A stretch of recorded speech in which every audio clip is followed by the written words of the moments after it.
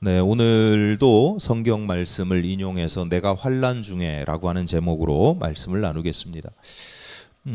근래에 제 딸이 다이어트 중입니다. 뭐 늘상 있었던 일이에요. 뭐 심심하면 한 번씩 다이어트를 한다고 하더니 이제 제대로 좀 해보려고 합니다. 평소에도 저한테 걸려오는 전화의 한 90%는 집에 뭐 먹을 거 없어? 뭐 이런 거 아니면 뭐 좀 해줘, 뭐 음식 해줘, 뭐 이런 거였는데 다이어트를 하고 나면 어떻겠어요? 안 먹어야 되잖아요. 생각을 안 해야 되잖아요. 더 자주 전화를 해서 먹을 게 없냐, 살 안 찌고 맛있는 먹을 게 없냐, 양배추로 뭘 해달라, 뭐 이런 전화가 더 많이 옵니다. 그런 모습을 볼 때마다 안타깝죠. 하나는 어쨌거나 자식이 굶는 걸 보면 뭐 마음이 좋지는 않습니다. 그리고 또 한 가지는 안타까운 건 이 다이어트가 또 실패를 하겠구나. 실패할 가능성이 높아 보입니다.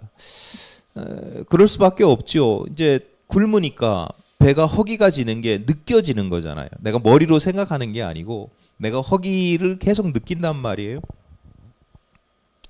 그러니까 다이어트를 하면 할수록 내 모든 관심은 먹을 것에 집착하게 되고 집중하게 되죠.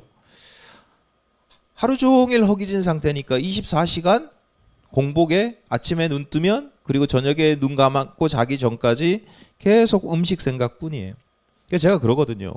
그러지 말고 조금씩 자주 먹어라. 그게 효과가 있다. 말 안 들어요. 종일 굶다가 굶으면서 계속 먹을 거 생각하다가 하루 한 끼 먹는 거죠. 얼마나 괴로운 일이에요. 근데 그렇게 괴롭고 성과도 내면 좋은데 아마 안 날 겁니다. 성공하려면 배가 고플 때마다 음식을 생각하는 게 아니라 사실은 다른 걸 생각해야 되거든요. 예컨대 다이어트가 성취된 이후에 내 모습을 상상한다거나 운동을 한다거나 이외에 이 음식과는 상관없는 것에 관심을 가지고 거기에 몰두를 해야 돼요. 더 귀하고 더 가치 있는 일에 골몰하지 않으면 식욕이라고 하는 건 본능이기 때문에 모든 신경과 관심이 음식에 사로잡히게 되고 굶는데 굶는 게 아닌 게 되는 거예요.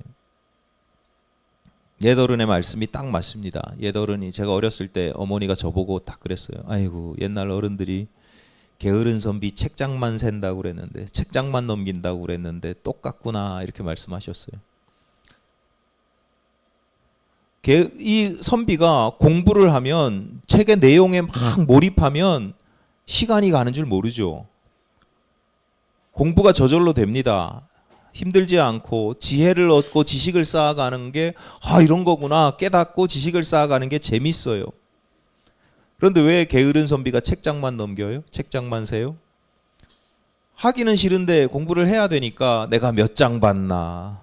아이고 아직도 30장 남았네. 계속 그것만 하고 있는 거예요. 그러니까 똑같이 앉아서 공부하는 것처럼 보이지만 많은 시간을 소비하지만 공부도 안 되고 집벽비만 하고 뭐 그런 거죠. 차라리 노는 게 낫죠. 1시간만 공부해도 되는데 꼭 10시간을 앉아가지고 하기는 싫으니까 책장만 계속 넘기는 거예요. 여러분 지혜로워야 됩니다. 그렇지 않으면 맨날 공부한다고 앉아있는데 성적 안 나오는 애들 있죠. 다이어트 한다고 맨날 노력하는데 굶고 막 괴로운데 그런데 무용지물이죠. 체중이 더 늘어나죠. 신앙생활도 마찬가지입니다.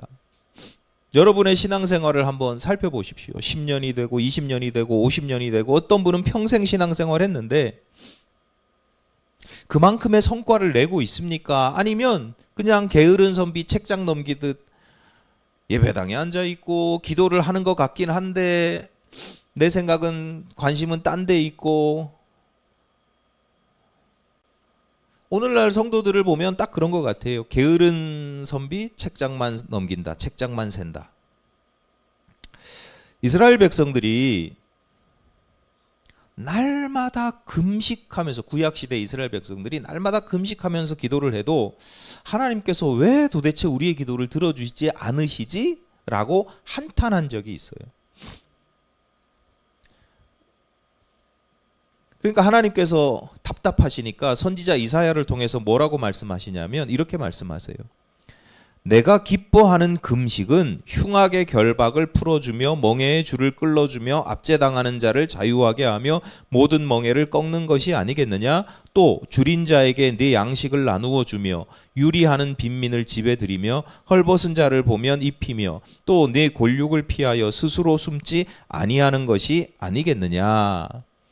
이스라엘 백성들은 금식이라고 하는 게 밥을 굶는 것이라고 봤거든요. 그게 하나님께 영광 돌리고 또 그렇게 하면 하나님께서 내 기도를 들어주신다고 봤어요. 이게 딱 게으른 선비 책장새는. 금식을 왜 하는지를 모르는 거예요. 금식이 뭔지를 모르는 거예요. 금식은 밥을 굶는 게 금식이 아니고, 내가 하나님께 어떤 응답을 받기 위해서 나를 막 희생시키고 내 몸을 이렇게 고난에 처하게 하는, 내가 이 정도 힘드니까 하나님 들어주십시오, 그런 수단이 아니라는 거예요. 하나님께서 뭐라고 하시냐면 내가 기뻐하는 금식은 묶이고 얽매이고 눌린 자들을 자유롭게 하는 것이고, 줄인 자에게는 음식을, 헐벗은 이들에게는 옷을 나눠주고 떠돌아다니는 빈민을 환대하고 이웃을 돌보는 것이다.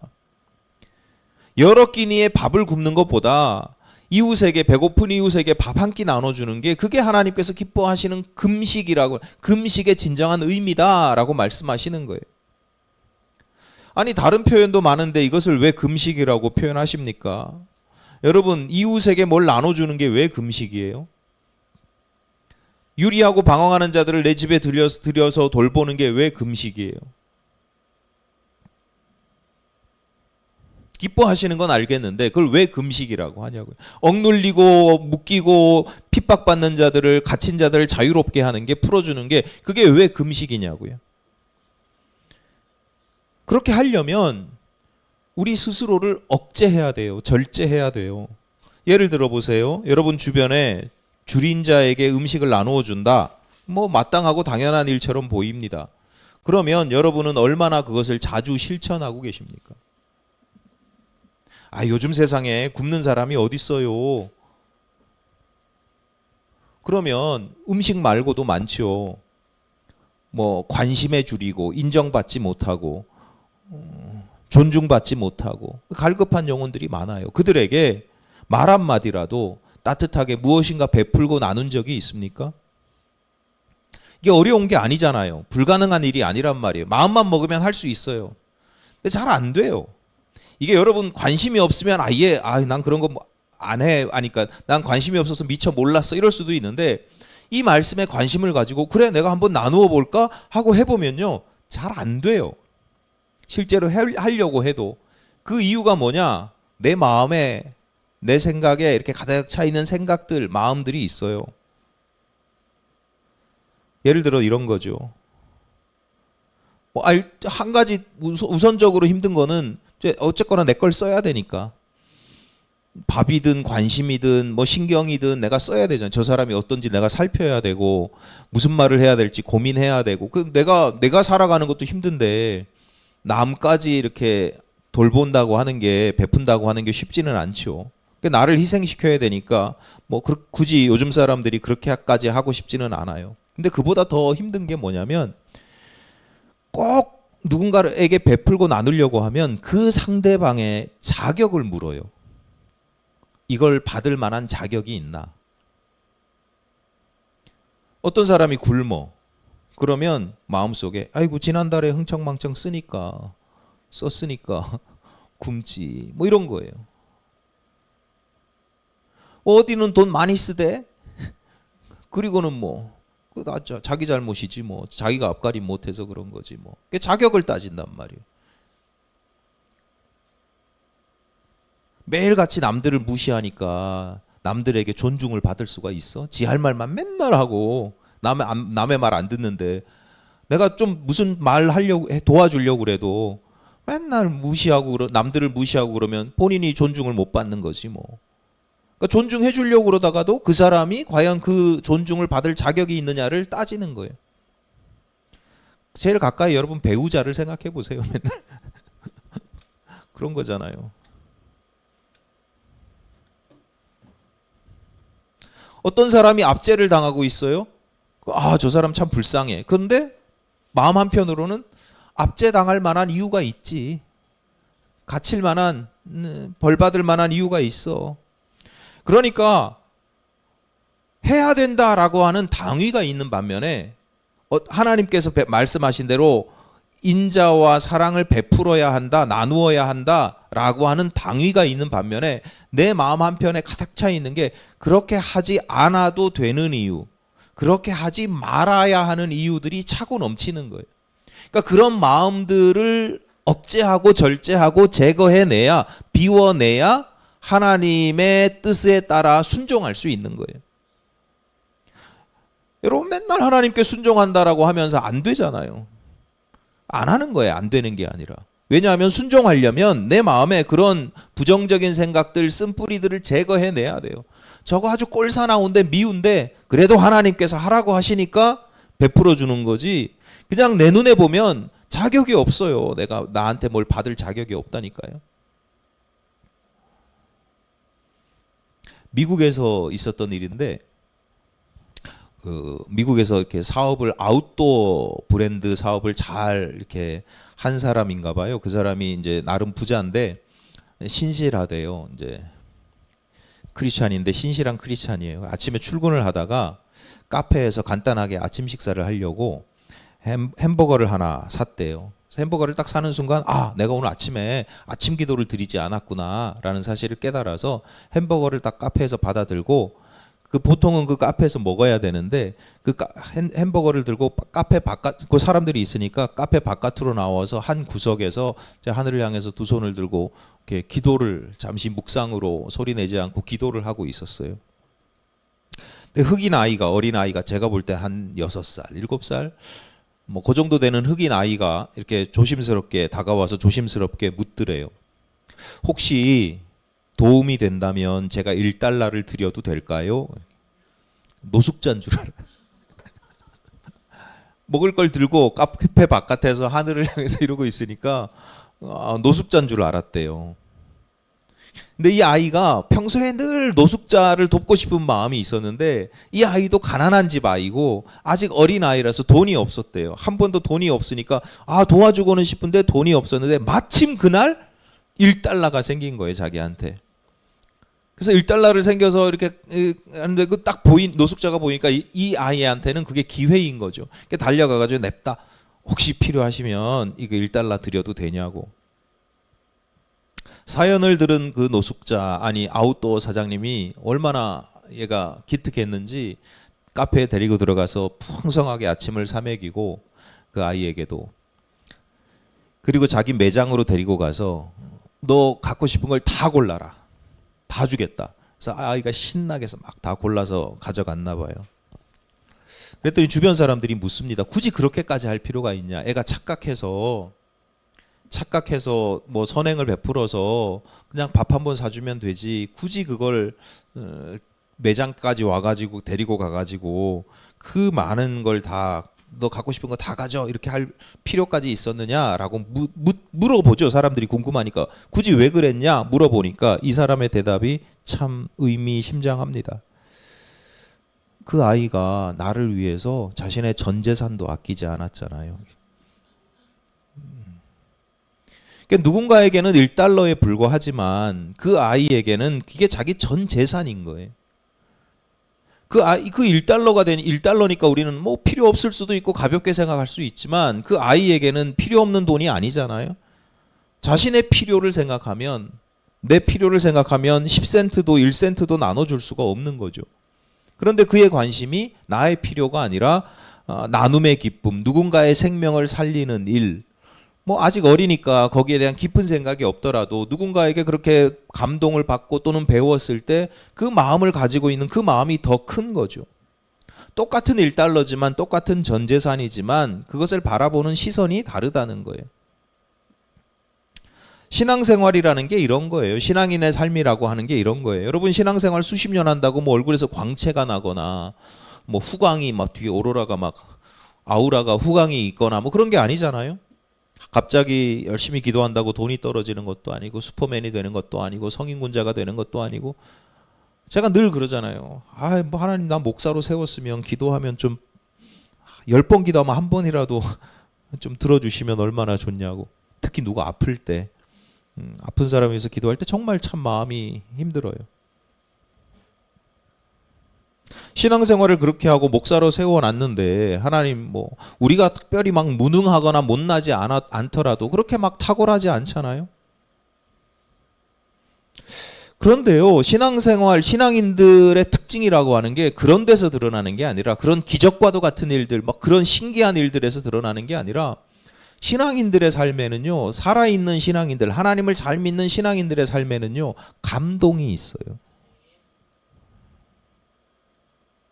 행복과 보람이 늘 차고 넘쳐요. 중요한 이유가 있는데 그 사람이 바라보는 세상이 남들과 달라요. 어떻게 다르냐?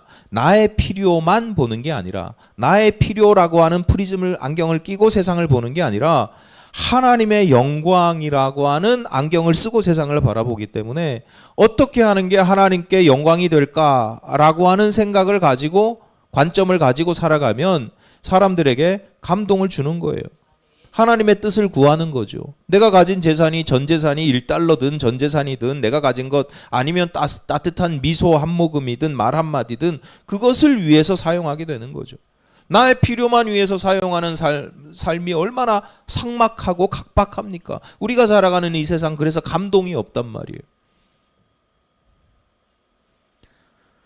그로 인해서 내가 감동을 전함으로 인해서 나타나는 결과가 예를 들어서 뭐 아웃도어 사장을 만나가지고 뭐 내가 갖고 싶은 거 다 갖게 되고 뭐 그런 일들이 일어나는 것만이 기적이 아니고 이미 내가 가진 것들을 나의 필요가 아닌 하나님의 뜻을 위해서 사용할 수 있게 되는 것 자체가 기적이에요, 기적. 그러니까 이런 점에서 성도들의 삶 속에서는 성도들의 마음에서는 신앙에서는 늘 기적 같은 일들이 일어나는 거예요. 하나님께서 내 마음을 터치해 주지 않으시면 만져주지 않으시면 누가 남들을 위해서 하나님의 영광을 위해서 살겠어요. 하나님께서 내 마음에 감동을 주시니까 만져주시니까 아이 저 자식 저거 자격 없는데 그러면서도 한번 꾹 참는다든지 아니면 더 큰 사랑으로 덮어준다든지 그럴 때 거기에 감동이 나타나는 거죠. 그게 하나님께서 기뻐하시는 금식이라고 하는 거예요. 나를 억제하고 절제하고 하나님께서 기뻐하는 금식이라고 해서 맨날 밥 굶으려고 해봐요. 거기에 신경만 써봐요. 배만 고프고 하나님 기뻐 받으시지 않는다니까요. 그 금식의 의미가 뭔지 다이어트의 의미가 뭔지를 알아야 돼요.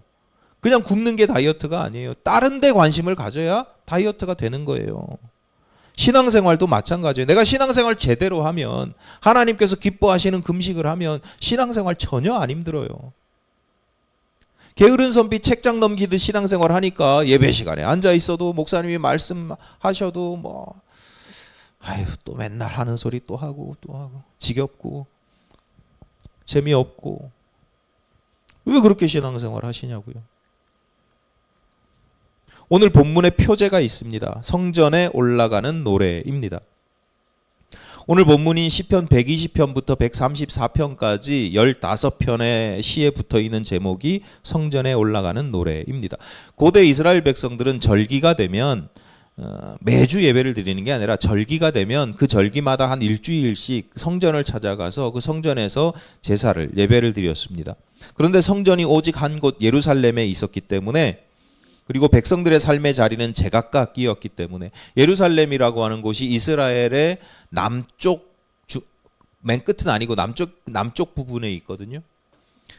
그러니까 어떤 사람은 성전에 예배하러 가는 데만 며칠이 걸리기도 하고 예배를 일주일 동안 7일이나 8일 동안 하는 건 둘째치고 예배하러 가는 데만 일주일이 걸리기도 하고 2주일이 걸리기도 해요. 그러니까 그 걸어야 하는 그 기간 동안 성전으로 올라가는 그 기간 동안 노래를 불렀어요. 그러니까 성전에 올라가는 노래를 다른 말로 바꿔서 표현하면 순례자의 노래, 순례자의 노래 이렇게 볼 수 있습니다. 성전을 향한 순례를 하면서 주로 이 노래들을 이제 읊조렸죠. 불렀어요. 반복해서 불렀습니다. 그리고 성전에 다다르면 성전 계단에 올라갈 때 또 예루살렘이 산 위에 있는 마을이거든요. 작은 산 위에 있는 마을이니까 그 반대편에서 바라볼 때 그 감격. 내가 이 주일을 막 걸어가지고 딱 왔는데 이제 눈앞에 예루살렘 성읍이 보이고 그 성전도 보이거든요.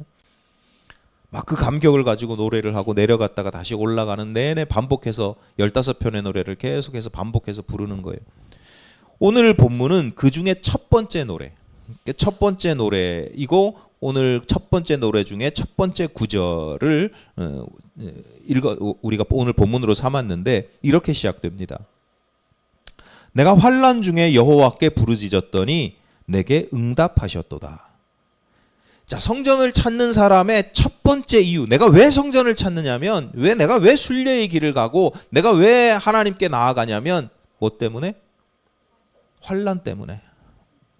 아주 실존적이잖아요.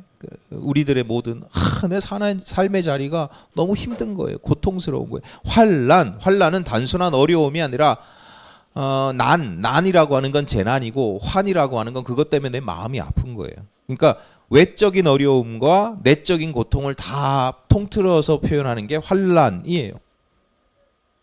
그런 상황이기 때문에 내가 하나님을 찾았습니다. 그랬더니 하나님께 부르짖었더니 감사하게도 응답하셨습니다. 이렇게 노래하는 거예요. 그러니까 일종의 고백이기도 하지만 또 한편으로는 바람이기도 해요. 내가 환난 가운데 하나님을 찾아가고 있습니다. 하나님 응답하시는 분이시지요. 그러니까 이번에도 저에게 응답해 주십시오라고 기도하는 겁니다.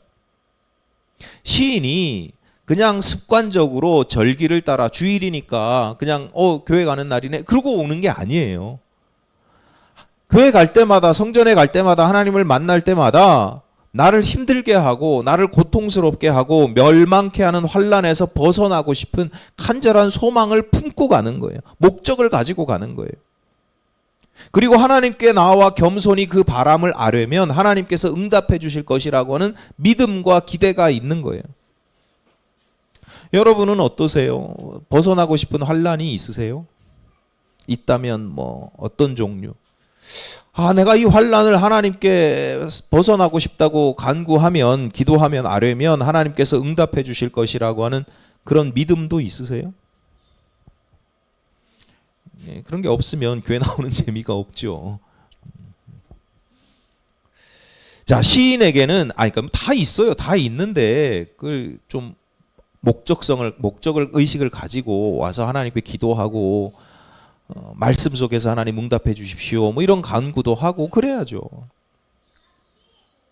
자, 그런데 시인에게는 어떤 환난이 있는가? 2절입니다. 여호와여 거짓된 입술과 속이는 혀에서 내 생명을 건져 주소서. 거짓된 입술 그리고 속이는 혀. 그러니까 단순하게 보면 시인이 사기를 당했을 수도 있죠. 자기한테 맨날 거짓말하고 속이는 사람들이 드글드글 해가지고 당했을 수 있어요. 피해자일 수 있어요. 또 그런 사람들이 많으니까 늘 분별해야 되니까 저게 속이는 건지 의심하고 분별해야 되니까 그래서 괴롭고 힘들 수도 있어요. 너무 뻔한 얘기니까 넘어가고. 그런데 이렇게도 읽을 수 있어요. 내 입술이 거짓되지 않게, 내 혀가 속이지 않게 해달라. 이런 기도가 될 수도 있어요. 남들이 속이는 거야 뭐 내가 어떻든 나는 그렇게 안 되기를 원합니다. 왜냐? 3절 4절입니다. 너 속이는 혀여 무엇을 내게 주며 무엇을 네게 더할꼬 장사의 날카로운 화살과 로뎀나무 숯불이로다. 시인은 거짓말과 속임수의 결말이라고 하는 게 결국 날카로운 화살과 뜨거운 숯불이라고 하는 것을 알고 있어요. 지혜가 있으니까 거짓말하고 속이는 게 당장에는 나에게 유익이 될 수도 있고 이 위기를 넘어갈 수도 있고 하지만 그런 편법이나 그런 방식이라고 하는 게 결국에는 나에게 화로 더 큰 화로 돌아온다. 자신을 죽이고 태우는 일이다. 알고 있는 거예요. 거짓말 안 하면 되잖아요. 가끔 제가 그러거든요. 성도님들이 목사님 이런 거 위해서 기도해 주세요. 가만히 들어보고 그건 네가 해 그냥. 그게 무슨 기도야. 본인이 그걸 하려고 의지가 없으면서 그냥 하나님께서 알아서 해주시기를 바라는, 그건 기도할 문제가 아니라 doing. 네가 지금 just do it. 그 해야 될 일이야. 그걸 구별을 해야 돼, 기도할 거랑. 거짓말도 마찬가지잖아요. 하나님, 거짓된 입술에서 속이는 혀에서 나를 건져주셔서 뭐하러 그렇게 기도해? 내 문제라면. 거짓말 안 하면 되고 안 속이면 되잖아요. 근데 시인이 왜 굳이 이것을 갈급하게 기도할 뿐만 아니라 내가 환난 중에 있다 이렇게 이야기합니까? 시인의 삶의 자리를 살펴볼 필요가 있습니다. 5절입니다. 메색에 머물며 게달의 장막 중에 머무는 것이 내게 화로다. 그러니까 시인의 삶의 자리가 메색과 게달의 장막이라는 거예요. 일종의 비유적인 표현입니다. 메색과 게달은 각각 이스라엘의 남쪽과 북쪽에 있던 아주 작은 민족인데, 이 민족이 작지만 아주 강해요. 힘이 세요. 그래서 아주 풍요로움을 누리고 있어요. 그러니까 시인이 그들과 실제로 남쪽과 북쪽에 있는 종족이니까 실제로 그들과 같이 사는 건 아닌데, 내 삶의 자리가 마치 그런 사람들하고 같이 사는 것 같습니다. 이렇게 표현하는 거예요. 아주 강하고 강력한 힘을 가지고 있는 사람들, 그래서 아주 풍요로운 사람들, 약육강식, 싸워서 이겨서 풍요를 누리는 사람들, 그런 세상에 내가 살고 있는데 주님, 그게 저에게 화입니다. 여러분, 강한 게 화예요? 풍요로운 게 화예요? 오늘 우리가 살아가는 세상이 어때요? 지금 미국과 이스라엘이 이란과 막 전쟁 중이잖아요. 3주째. 거기 도덕이나 윤리가 설 자리가 있어요? 순진해가지고 아유 저 나쁜 놈들 그런 이야기 하면 누가 악하고 누가 선하고 그런 이야기 하면요, 순진하다는 얘기밖에 안 들어요. 그저 지금 우리의 관심은 뭐냐? 누가 힘이 세냐? 그래서 누가 이길 거냐? 그게 왜 중요해요? 그들의 싸움의 결과가 나에게도 영향을 미치거든요. 기름값이 올라간대. 뭘 투자를 해야 되는데 어디에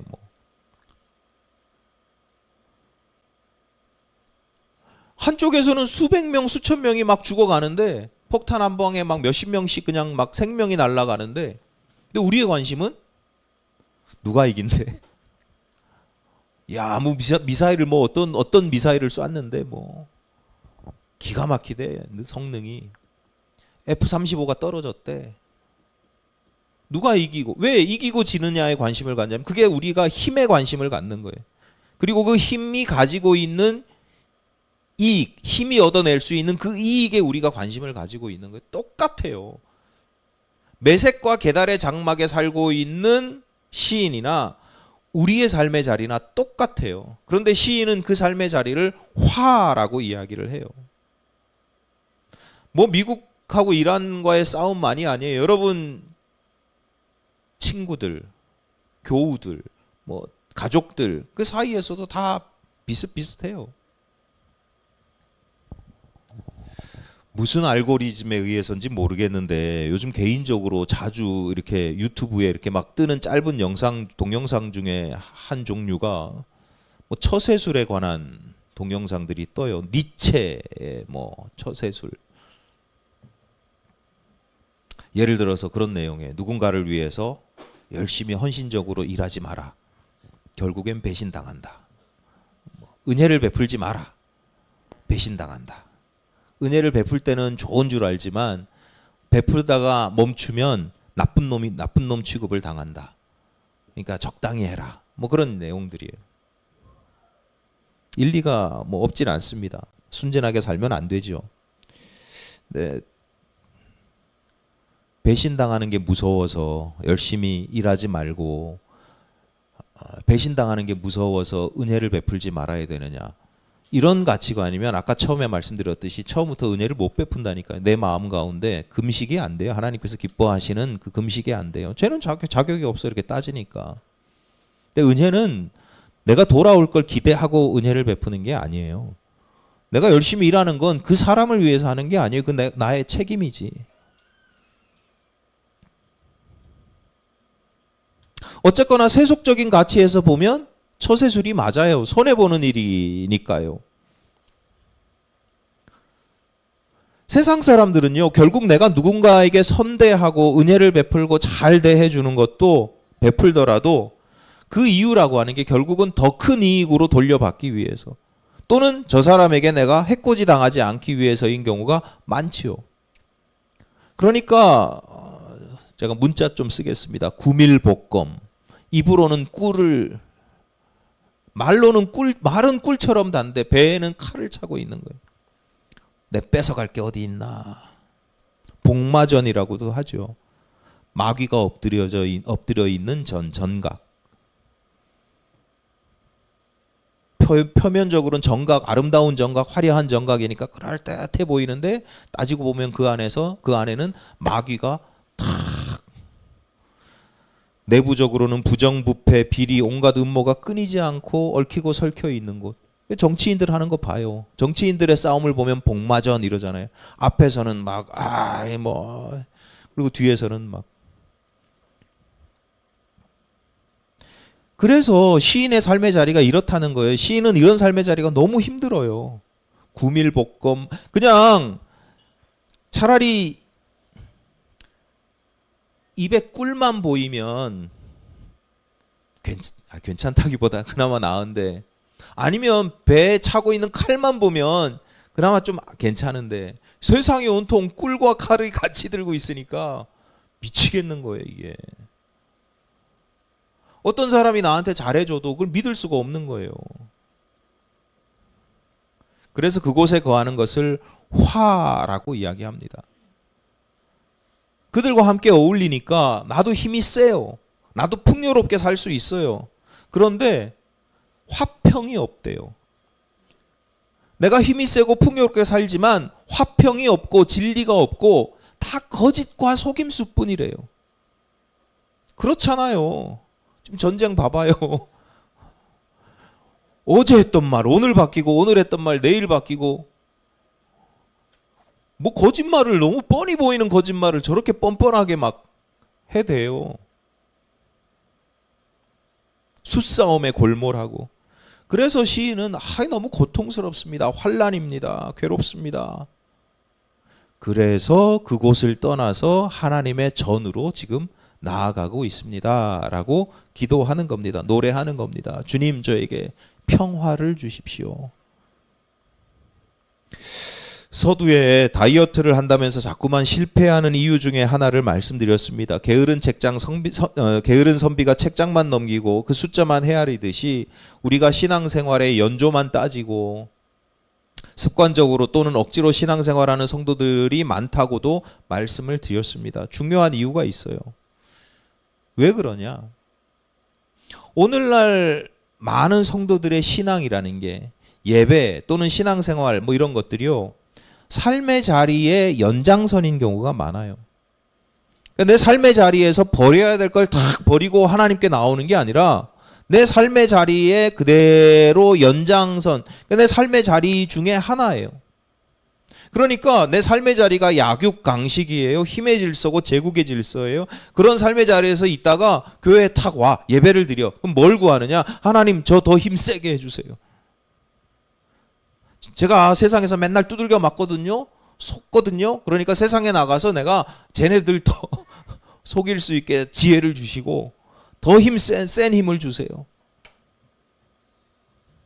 메색과 게달의 장막을 두려워하고 부러워하고 그들보다 더 큰 힘과 풍요를 구하는 게 오늘날 많은 성도들의 모습이, 이해는 되죠. 세상에서의 삶이 너무 힘들고 지치니까 와서 하나님 견딜 힘, 이길 힘을 주십시오. 괜찮아요. 근데 그게 전부고 그게 신앙인의 모든 가치관이라고 하면 상당히 위험하죠. 그러니까 신앙생활을 수십 년을 해도 결국은 세속적인 거예요. 30년, 40년을 신앙생활하고 하나님의 말씀을 듣고 예배를 드렸는데 결국은 똑같아지는 거예요. 전혀 신앙적이지 않습니다. 물론 하나님은 전지전능하신 분이고 우리를 이기게도 하십니다. 그런데 그보다 중요한 건요, 우리를 향하신 하나님의 뜻이거든요. 하나님은 우리가 그들과 싸워서 이기는 데만 있지 않습니다. 이기기 위해서 온갖 거짓말과 속임수, 난무한 그런 삶을 살기를 하나님은 원하지 않으시잖아요. 하나님이 우리에게 원하시는 건 화평하기를, 화평케 하는 자가 되기를 원하십니다. 7절이에요. 나는 화평을 원할지라도 내가 말할 때 그들은 싸우려 하는도다. 내가 하나님의 뜻을 따라 화평을 전하는 자가 되고 화평케 하는 자가 되고 싶은데, 그런데 메섹과 게달의 장막의 사람들은 내가 화평을 이야기하면 나를 괴롭히고 나와 또 싸우려고 한다. 잘 안 됩니다, 하나님. 내가 하나님 뜻대로 살고 싶은데 잘 안 됩니다. 그래서 성전으로 가는 거라니까요. 그래서 예배 드리러 가는 거라니까요. 간구하는 이유라니까요. 성전을 찾는 마음이 간절한 이유인 거예요.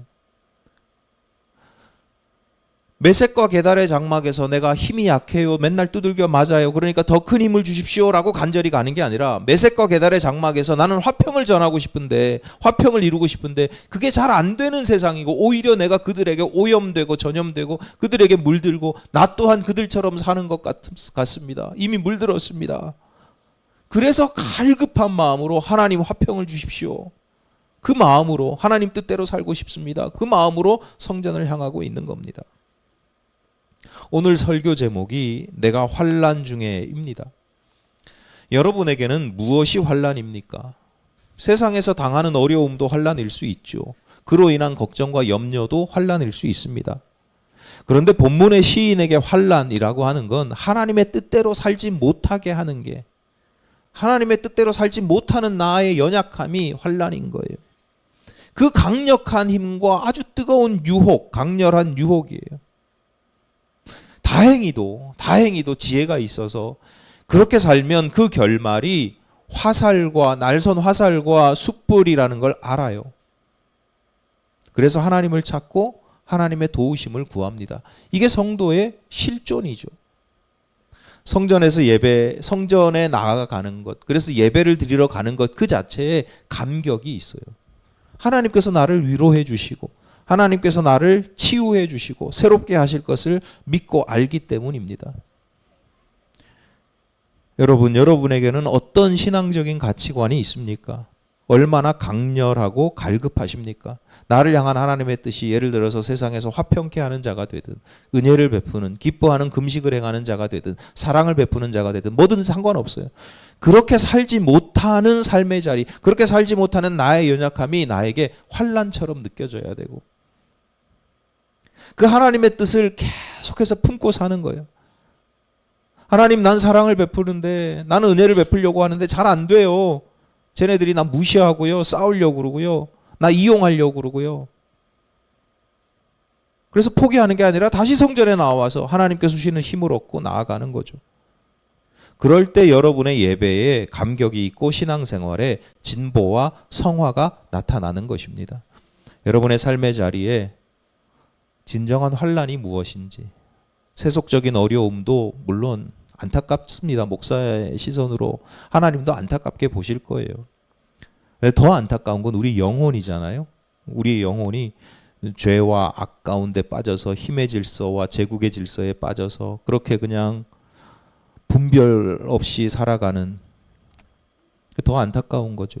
여러분의 삶의 자리에 분명한 신앙적인 지표가 서고, 그래서 예배에 나올 때마다, 성전을 찾을 때마다, 하나님께 간구할 때마다 하나님께서 그 가운데 나를 건져주시는 분이라고 하는 믿음을 가지고, 감격을 가지고 감동을 전하는 저와 여러분이 되시기를 간절히 바랍니다.